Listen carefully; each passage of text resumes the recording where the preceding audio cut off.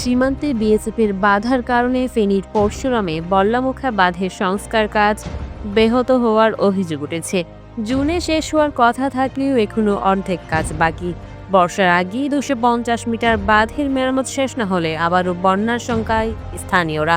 তবে কর্মকর্তারা বলছেন বিজিবির পাহারায় আইন মেনে কাজ চলছে, নির্ধারিত সময়েই শেষ হবে। গত আগস্টে ফেনীর পরশুরাম সীমান্তের শূন্যরেখায় ভারতীয় অংশে বল্লামুখা বাঁধ কেটে দেয় বিএসএফ।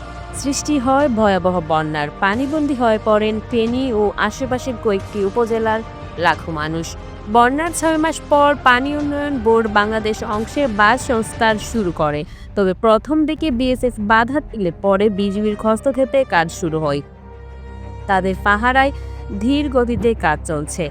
এখন পর্যন্ত অগ্রগতি 50%। কিছু অংশ দর্শকদের ভিতরে পড়ছে আর কি, ওইখানে বিএসএফ বাধা দিছিল, যদিও পরে আমাদের বিডিআর সেটা মানে নাই, কাজ করতে বলছে। কিছুদিন পরে বন্যা আসবে, আবার আমরা প্লাবিত হয়ে যাব। এর জন্য আমরা দ্রুত কাজ মেরামত নির্মাণ চাই। 3 দিন নাকি কাজ বন্ধ রাখবে আমাদের বিজিবি বলছে না, আমরা কাজ চলমান থাকবে, কাজ চলতেছে। আমাকে আবার বলছে দেখো তোমরা কাজ চালাও। যৌথ নদী কমিশনের আওতায় এই বাঁধের কাজ চলছে। নির্দিষ্ট সময়ে সংস্কার শেষ করার আশা পানি উন্নয়ন বোর্ডের। কাজের কিছু অংশ নোম্যান্সল্যান্ডের মধ্যে পড়েছে, সেটা বিজিবি বিএসএফ চ্যানেলে যোগাযোগ, যৌথ নদী কমিশনের মাধ্যমে যোগাযোগের মাধ্যমে ওখানে ওই জটিলতা পরিহার করে খুব যথাসময়ে এই কাজ সম্পন্ন করা যাবে।